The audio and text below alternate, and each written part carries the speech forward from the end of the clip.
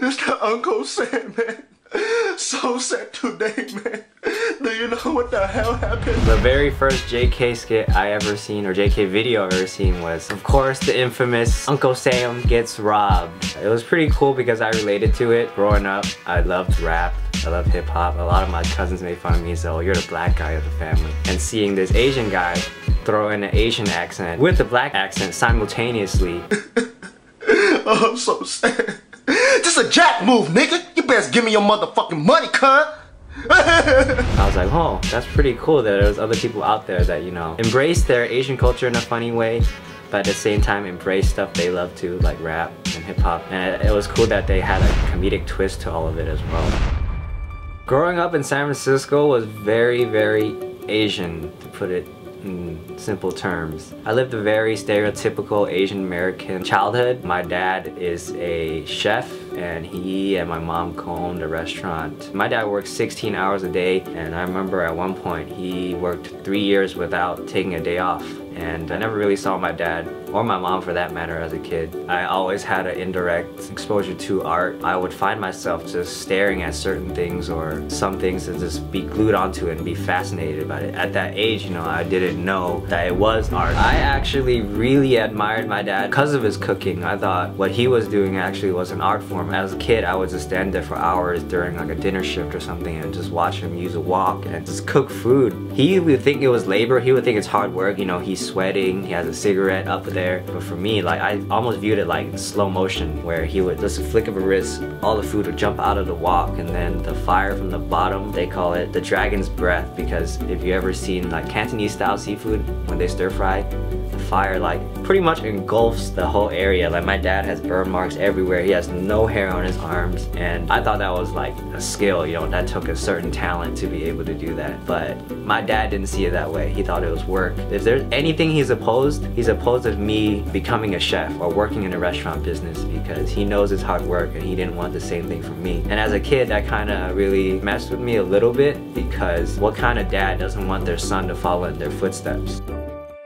With my parents as a kid, I wasn't really close with them, especially my dad, because the only time I would see my dad is literally in the morning when I go to school and I see him sleeping in the bed, because he usually doesn't come home till like midnight. And my mom did all the driving to school and picking me up after school. My mom did work a lot as well, and for the longest time I just saw her as a chauffeur, and the main person that raised me was actually my grandma. I was blessed enough to have her live with us and take care of us. She was always there when I was bitter towards my parents. When I didn't think I had parents, she was the parent. My parents used to joke around like, hey, if we got divorced, whose side would you join, Brandon? I always picked my grandma, because for me, I was like, you guys didn't even raise me. Why would I, you know, join you guys? You know, she's the one that taught me a lot of things in life, I think. She's probably my #1 role model. She taught me how to do laundry, you know, all the chore stuff in the house. She taught me how to cook. She taught me like family values. She's basically the person I am today. I consider myself a pretty good guy, and I accredit that a lot to my grandma. As far as my relationship with my parents, I never really connected with them at a young age. And it sucked, you know. I'll be lying if I said it didn't, you know, hurt me emotionally, but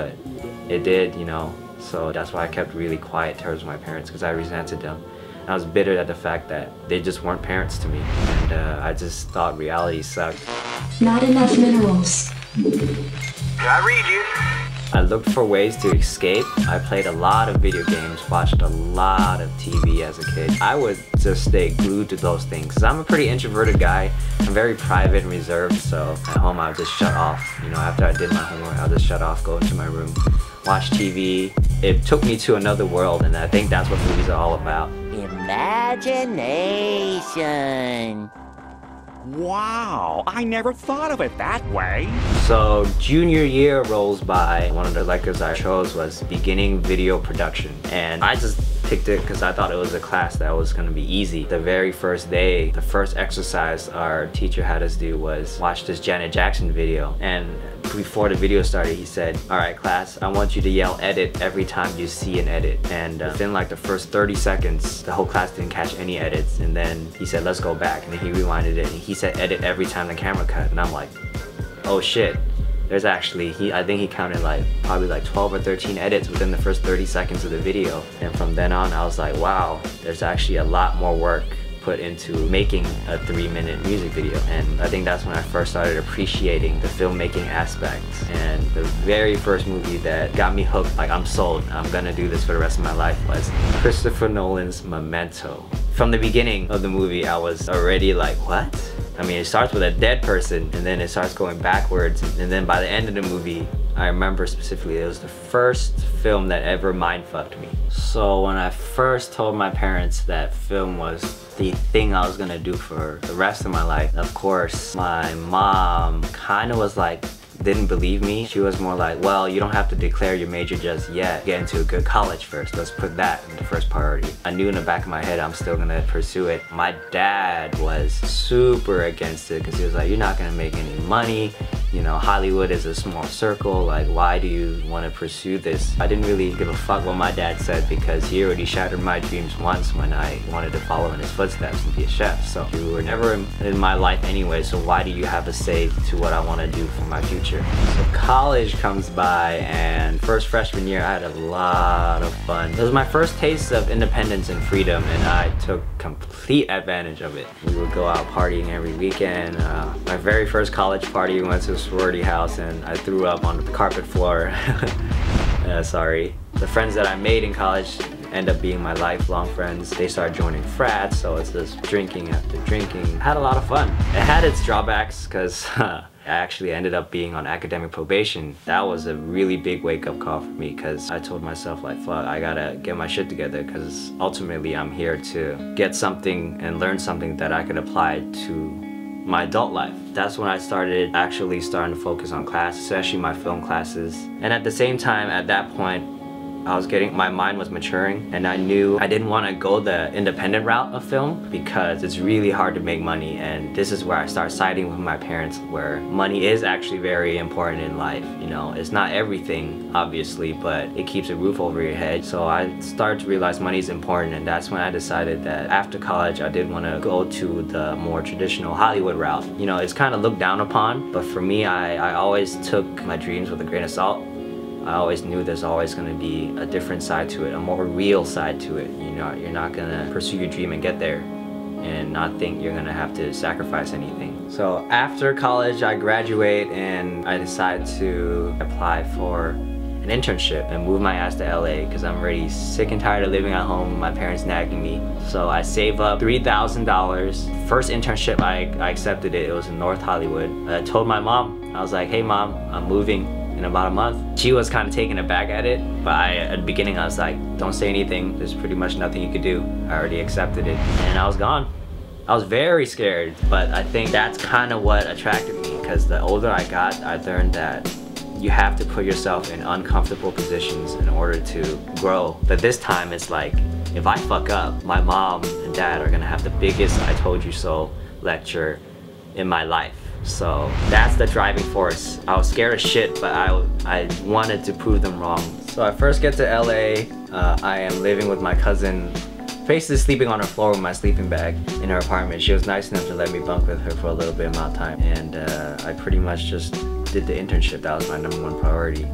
In the middle of it, my cousin actually was like, hey, you've been here for a while, you know, I think you should start paying rent, which is understandable. But for me, I was like, shit, I don't want to pay rent if I'm sleeping on the floor. So I decided to look for a part-time job. My only background in working was restaurants, so I find this job on Craigslist, $15 an hour as a food runner. I'm like, holy shit, that's a lot of money to run some food. It's a restaurant called Sugarfish in downtown LA, and with that $15 an hour, I was able to afford my own 1-bedroom in Monterey Park. So I decided to work hard at the restaurant, and I eventually get promoted to server. This guy comes in, you know, this big buff guy, and I'm like, holy shit, it's Uncle Sam. You know, I haven't heard of him in years. I didn't know he was based out of LA, and I didn't know anything about him, but he came in. I treated him pretty professionally, but then at the end of the conversation, I was like, hey, I actually know who you are. I remember watching your video, and of course he gave the answer like, oh, okay, cool, you know. And that exact same night I go home and I'm just like, what has this guy been up to? The last time I know, he was just pretending to be a Vietnamese and a black guy at the same time. So I look up and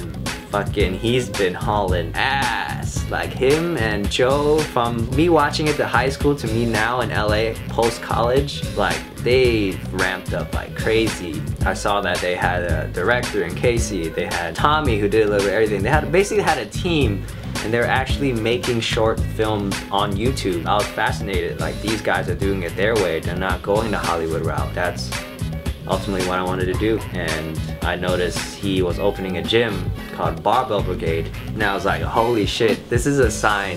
Like, how did I meet Bart, and then now he's filmmaking, and then now he's opening a gym in the exact same city. Like, the gym was like literally 5-mile drive from the place I stayed at in Monterey Park. I decided to apply to Barbell Brigade in hopes of, you know, talking to them, getting to know them, and then getting into JK. I apply and I sent this ridiculous before-after transformation. I went from really skinny to less skinny. Now that looking back on it, Bart probably laughed his ass off looking at that picture. Sadly, I was 2 weeks too late. They already hired all their people. So I'm like, shit. So I decided to join. About a month or two goes by, and I guess one day I felt comfortable enough with Bar and Geo that I wanted to ask if there was any positions available. I go out and it's Geo, and as I was leaving, I'm like, hey, I majored in film. This is the reason why I moved to LA actually. I'm a huge fan of how you guys, you know, operate. If you guys need any help, let me know. I'll do it for free. Out of nowhere, so the most surprising response said, oh, we have a shoot next week. You wanna come? And I was taken aback. I was like, wait, hold up. There's no interview process? Like, I was kind of shocked. Like, are you serious? He's like, yeah, you seem like a nice person, you know? How we do is we bring people along to help out on set, and we like your vibe, we like your feel. You know, we move on further from there. Then the very first shoot was Payback. I'll always remember that shoot because we were behind the Dollar Tree. And we had fake guns, and Josh was holding a fake gun, and then these undercover cops come out of their car, point real guns at us, and they told us to drop our weapons and put our hands in the air. After that, I found out that was the first and actually only time JK's ever been stopped by cops. And I was like, man, I guess this is one to remember. And ever since then, I decided, you know, I was hooked. You know, even though I was just a PA, you know, loading and unloading equipment and just doing what I was told, I was back to the hustle pretty much. I would wake up at like dawn and go with JK, film for like 8 hours, and then have to go do a closing shift at Sugarfish. I did that for 7 months, and I get this phone call from Bart and Joe, and they're like, we would like to offer you a full-time position at JK. And, you know, I kept it professional on the phone, but deep down I was like, yes. It was my first full-time job that actually pertained to something I love doing, something I've had in my mind since I was 15 years old. So imagine me now at the top of the world, and then I get hit with the most devastating news in the world. My grandma was pretty much going to pass away. She basically had a stroke, and the doctors who saw her said, you know, she didn't have much time left. I've never lost anybody before then. I never went through a funeral, and losing her was just, for sure, the saddest day of my life. You know, at that time, I just got full-time with JK, and then I get hit with this news. I'm like, fuck, I can't drop work and then go back. I felt, you know, bad that these 2 years, while her health was declining, I wasn't there for her. And luckily, JK, being the amazing people they are, they were like, what the hell are you doing, Brandon? Go home, spend time with your family. And yeah, I went home for that month, and it was the hardest month of my life. The day before she died, I pretty much stood by her and like held her hand for like 4 hours. We didn't talk. It was more like a, I don't know, like one-on-one moment that we had. I took it upon myself to write a eulogy and send her off on my terms. And ever since then, I think I pretty much became a man, because I lost the person that took care of me. I think it's her way of saying that Brandon can finally, you know, go on into the real world and not have me watch over him pretty much. And I can't fail her. What's up, guys? Thanks so much for watching my How We Met video. Hope you guys enjoyed learning a little bit about me. I'm usually a pretty private person, but I decided to open up after watching what Casey was doing with everybody else's videos. There's one thing I want you guys to get out of my video, is to really love your family. You know, they're there and they just want what's best for you, and also at the same time try to pursue something that you want to do. Don't do stuff just because your parents want you to do it. Also, be sure to check out my Chinese Cantonese sister Julia's story right over here. It was pretty awesome learning how she got into animation and all that. Now she's actually transitioning, trying to do more production side of stuff. Also, be sure to like the video if you like it and subscribe if you haven't, and be sure to look out for all our other JK channels because we put out videos pretty much on the daily. Peace.